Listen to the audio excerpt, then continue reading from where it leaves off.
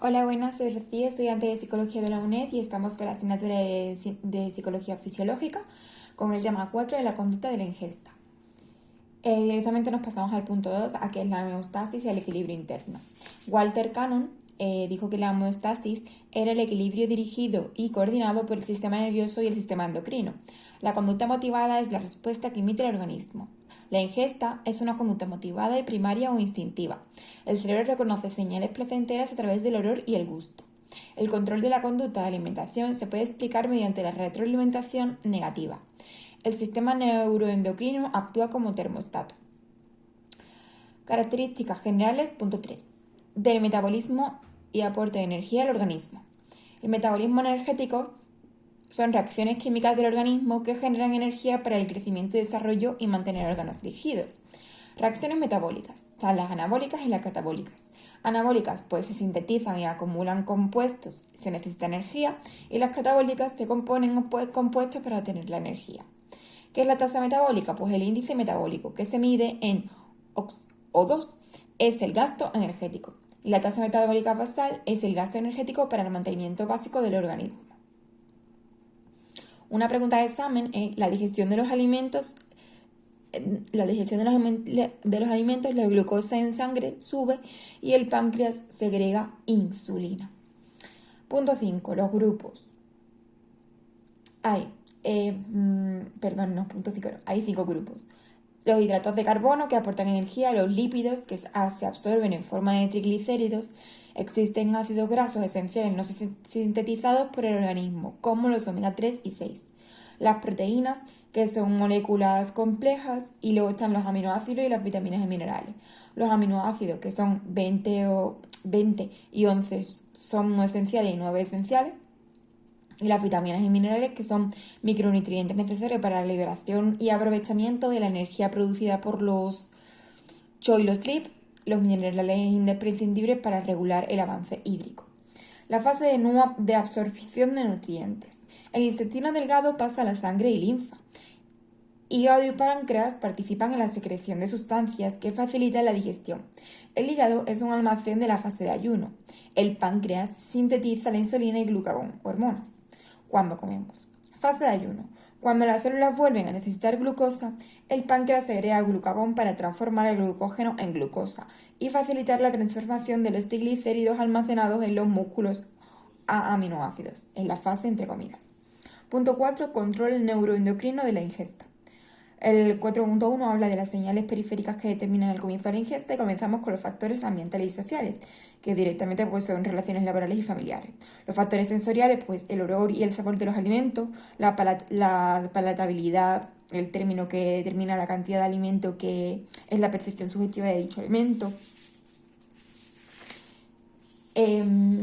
La saciedad sensorial específica, es decir, la palatabilidad de un alimento disminuye tras haberle ingerido. Una pregunta de examen es que los glucorreceptores son células situadas en el hipotálamo capaces de detectar cambios en los niveles de glucosa. El 4.1.3 son factores digestivos 1, porque también tenemos factores digestivos 2.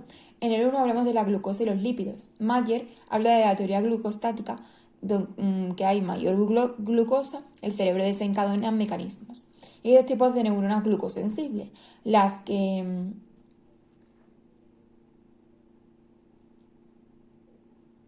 fomentan su actividad cuando los niveles de glucosa son altos, la glucosa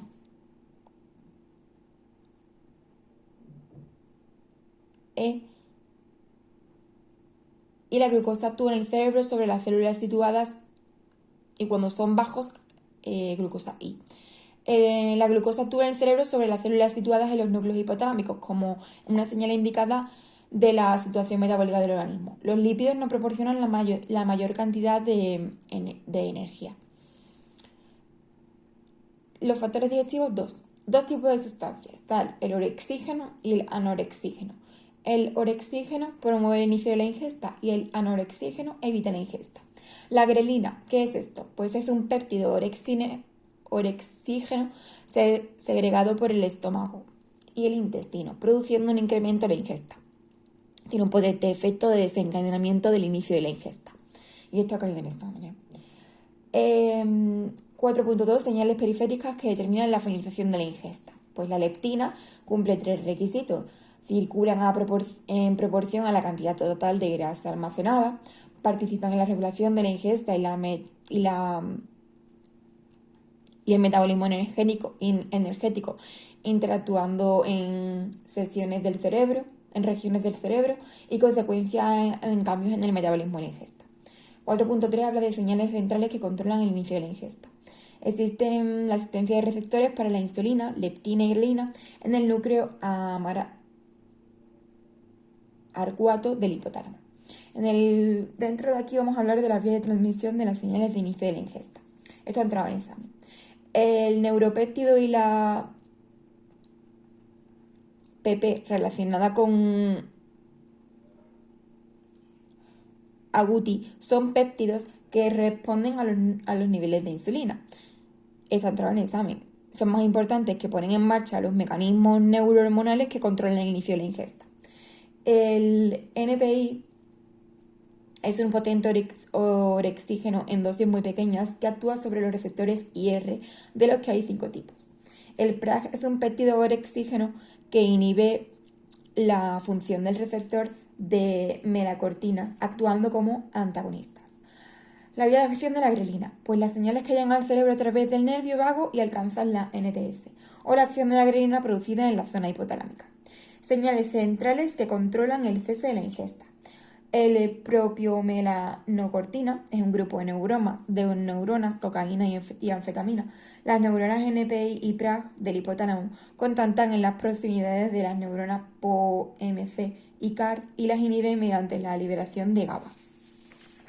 4.5 Integración de las señales de inicio y cese de ingesta en ARC. La respuesta que emite el organismo con el metabolismo es el resultado del balance actividad-inhibición de las neuronas NPI y PRAG y las neuronas POMC y CART, que llegan a los núcleos hipotalámicos del control de la ingesta. Participación de la NTS en la regulación de la ingesta. En los orexígenos suben la grelina, el neuropéptido I, la proteína PRAG, el HCM y la orexina. Son los péptidos implicados en la regulación de la ingesta. Y baja la leptina, los colecistoquinina CCK, el propionelacortina POMC, que es ese, y la hormona estimulante de los melanocitos. En este caso, pues son los anorexígenos que bajan.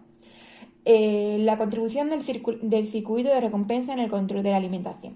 La amígdala y la corteza orbitofrontal se activan ante sabores adversivos y placenteros. En el núcleo parabraquial tenemos la corteza cerebral, que da lugar a la corteza gustativa, corteza visual primaria y la corteza olfatoria. Tenemos el área regulatoria de la recompensa del esfuerzo, que da lugar al núcleo accumbens y la amígdala. Y las áreas controladoras del impulso, que está la corteza orbitofrontal. En el punto 4.8, en la integración de las señales energéticas y de recompensa, hay un circuito de palatabilidad que habla de los órganos sensoriales, el núcleo de tracto solidario y en la corteza gustativa primaria, la corteza gustativa secundaria o el núcleo accumbens y ATV. Punto 6, trastorno de la alimentación, y el 6.1, por exceso de ingesta. Vamos a hablar de él. El índice de masa corporal es la relación entre el peso y la estatura de una persona y se calcula en el peso talla, en el índice de masa corporal mayor de 25, que es sobrepeso, y mayor de 30, obesidad. El síndrome metabólico son trastornos que se consideran enfermedades aisladas como diabetes, obesidad, hipertensión, hiperlipemia y arteriosclerosis. El sobrepeso y la obesidad son producidos por un balance energético desequilibrado y tiene 2 factores principales: el aumento de alimentos de alto contenido energético y la disminución de la actividad física, el sedentarismo, en las sociedades desarrolladas. Dentro de este punto vamos a hablar del síndrome metabólico, la insulinoresistencia y el fenotipo ahorrador. La insulinoresistencia. Hablamos de que la insulina no puede realizar sus funciones de transportar la glucosa al interior de las células. La principal causa de la diabetes tipo 2. Se incrementan los niveles de glucosa en sangre y consecuentemente el exceso de glucosa sigue estimulando al hígado para la secreción de insulina, lo que sigue aumentando los niveles de insulina circulante. Esto es la hiperinsulinemia. Se prolonga en el tiempo y provoca arteriosclerosis e hipertensión. En este caso, la diabetes tipo 2, pues hablamos de receptores deteriorados y el fallo de la insulina al actuar sobre el receptor, que llevan a la insulinoresistencia. Hay una mayor insulina, una mayor glucosa y una mayor de ácido graso que da lugar a la acumulación de grasas en tejido adiposo, a la arteriosclerosis, por ejemplo, o un incremento de presión arterial. Y esto desarrolla pues, enfermedades cardiovasculares. Ha entrado en examen que los pesos muy altos o bajos al nacimiento puede determinar que los sujetos presentan vulnerabilidad al padecer tanto anorexia como obesidad. Dentro de este punto hablamos de la obesidad y el circuito de recompensa. El control de impulso lleva al sistema de recompensa y el sistema de recompensa lleva a una regulación de homeostasis. Esta regulación de homeostasis lleva al sistema de recompensa y el sistema de recompensa al control de impulso. Es como un círculo vicioso. El control de impulso lleva a la corteza prefrontal y la región orbitrofrontal dorsal. El sistema de recompensa trabaja el núcleo accumbens, el área tegmental ventral y el giro circulado anterior. Y la regulación homeostasis trabaja el núcleo hipotalámico que regula la ingesta. En los factores genéticos que pueden contribuir al desarrollo de la obesidad. ¿Cuáles factores pueden contribuir al desarrollo de la obesidad? Pues hay dos. Una alteración del MCR4 en ratones produce incremento de ingesta y obesidad, pero no trastornos endocrinos. Y el gen FTO se expresa en varios tejidos, principalmente en el cerebro, sobre todo hipotálamo.